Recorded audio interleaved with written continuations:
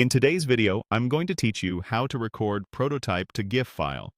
By the end, you'll have a clean, shareable GIF of your Figma prototype that's perfect for portfolios, documentation, or quick feedback. First, open Figma and make sure the prototype you want to showcase is ready. This means your frames are connected and any transitions or interactions are set.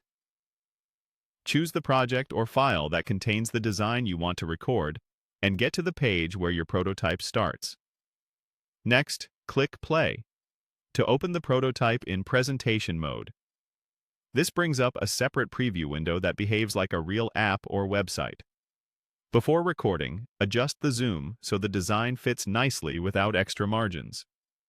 If you see any distracting layers, guides, or comments, hide them. It's also a good idea to run through the interaction once to load any animations, so the recording looks smooth. Now open the GIF Cap website in a new browser tab.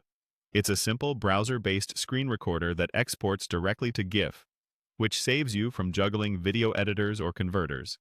When you're ready, click Start Recording in GIF Cap. You'll be prompted to choose what to capture. To keep the result clean and lightweight, select the Figma prototype window or the specific browser tab showing the preview. If the tool lets you define a recording area, crop to just the prototype frame. Start the recording, switch to the Figma preview, and perform your interaction at a steady pace.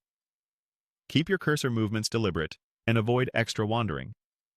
Shorter clips look crisper and produce smaller files, so focus on the key moments only. Once you've captured the sequence, stop the recording back in GIF Cap. You'll see a preview of your capture.